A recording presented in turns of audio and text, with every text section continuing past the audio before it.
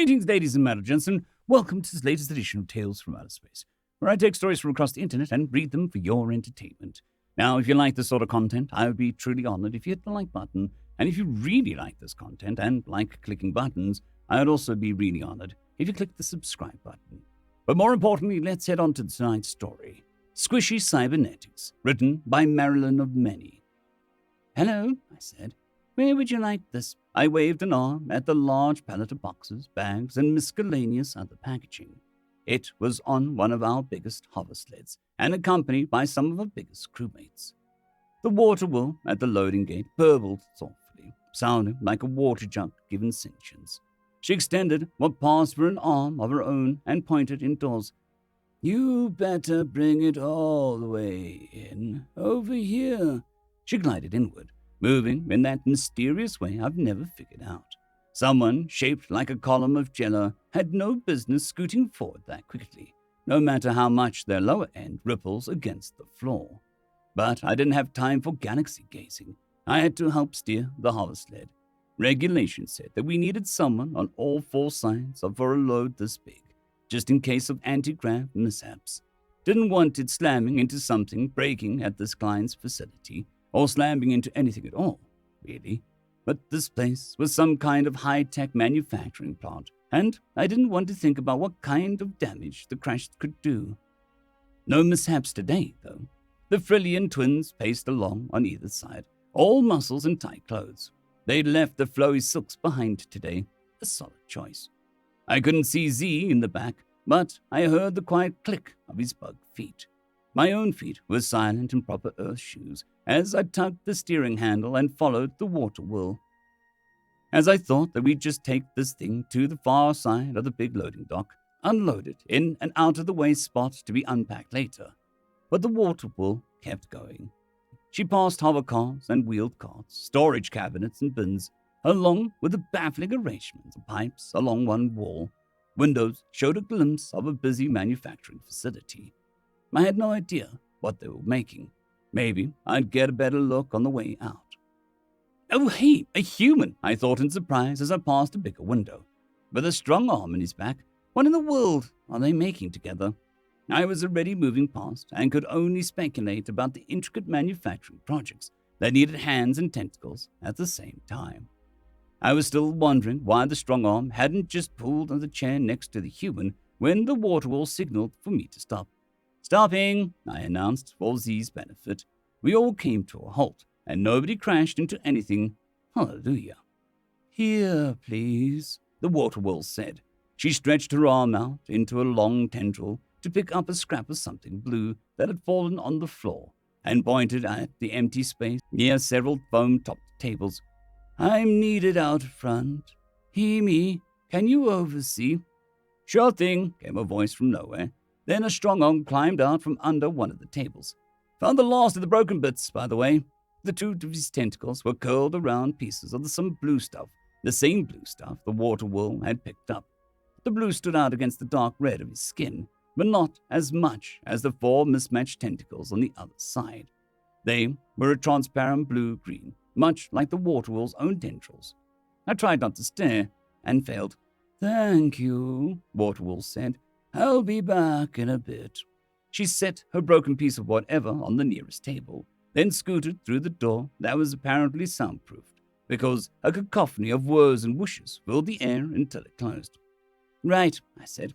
Over here, then. I steered the hover sled into position.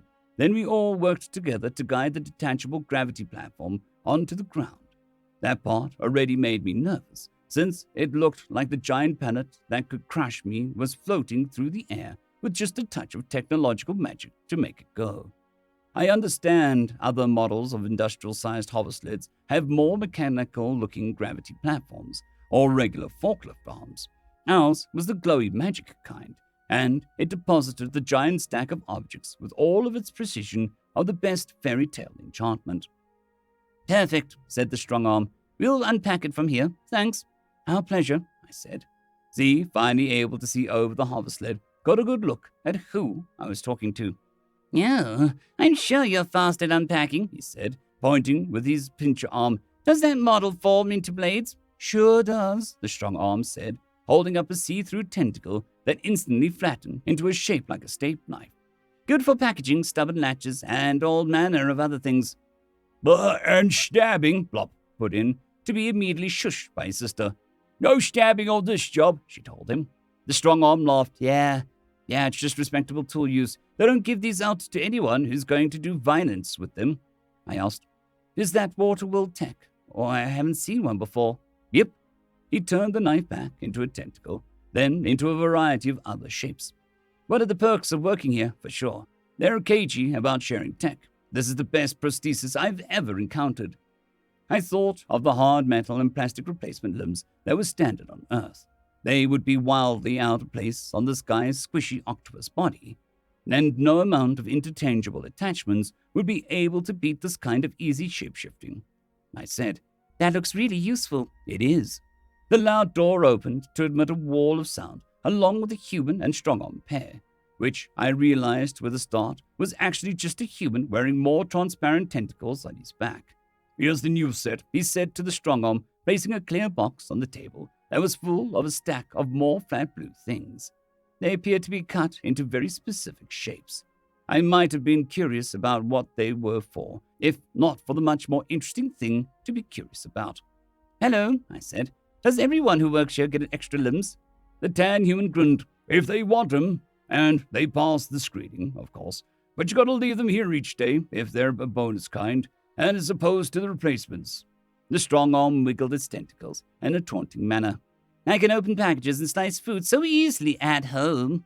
The human made a face and wiggled his tentacles on his back. Yeah, we're all jealous. Someday, I'll convince the bosses that there's an actual market for these things, and I'll be the first in line to buy my own. They think there isn't? I asked in shock. Those look so useful. I can't list the number of times I've wished for more hands. Using teeth and feet only goes so far. Z made a disparaging hiss. You have that many fingers and still want more. Greedy. I'm just saying that reweaving a cargo net would go much faster if I could hold all the fibers at once, I told him, then turned to the Frillians. Back me up. 2 arms just isn't enough sometimes, right? Blip and Blop looked at each other and shrugged. Oh, I guess, Blip said. But that's when it's the time to get you another person to help. Z clicked the pincher. Exactly so. So approach the problem differently. The human told me. I've had this conversation more than once. Apparently not all species grow up imagining what it's like to have a bird wings or monkey tails or whatnot. Surely other people want to fly, I said. The expressions around me were dishearteningly blank. Surely. I wouldn't bet on it, the human said. See why I couldn't convince the bosses? But even on a practicality standpoint, I exclaimed, they have you using them here. Why wouldn't they think that you'd want to use them at home? He shrugged, moving his tentacles in a graceful way, as he did. Alien brains, I've given up trying to fully understand. The strong arm spoke up. If there are actually a large number of humans who would buy these, then it couldn't hurt to put together a request from outside sources. The bosses don't listen to random employees who are probably biased, and they might take an interest in actual buyers. I shook my head slowly. Our courier ship isn't going to be that kind of buyer, especially not at the scale they'd probably need. What about big human ships? Lip asked. We could suggest it to the next one we meet. Or human colonies, Rob said. Or large groups of space stations. Z said. I heard Captain Sunlight talking about a delivery to Basil Station soon. There are plenty of humans there. You could suggest it to them, if you think that it's really that widespread of interest. It couldn't hurt, I said, thinking. There was indeed a significant human population on that space station, which might even include the crew that I'd met from the droid jousting ship Hold My Beer. They were definitely the type to appreciate some extra arms, both for working on finicky electronics and general stab fight shenanigans. Yeah, we should have something with that contact information, said the strongman. John, is there a notepad over there?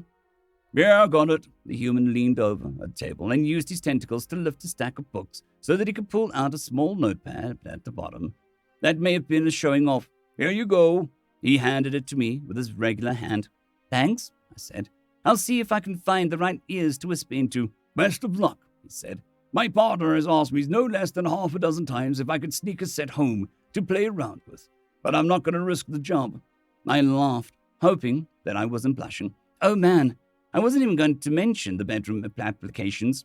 Of course, Z had to ask, tilting his head with the faceted eyes shining. The what? Remember how most humans find tentacles a little creepy? I asked him, pocketing a notepad. I recall. It makes this insistence all the stranger. Well, some humans aren't creeped out at all. Kind of the opposite. They like them a lot in a private fashion. John, the human, spelled it out for him. Mating rituals. Z's antennae did a complicated dance, then settled in something that looked like disgust. I was about to ask why, but I've decided I don't want to know.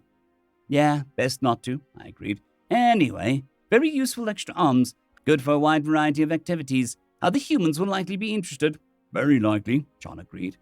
I activated the hovercraft with a nod, and we said our goodbyes. The employees wished me luck. They returned to work while we headed back towards our ship. Z grumbled disparaging things about my species the whole way, but that was nothing new. End of story.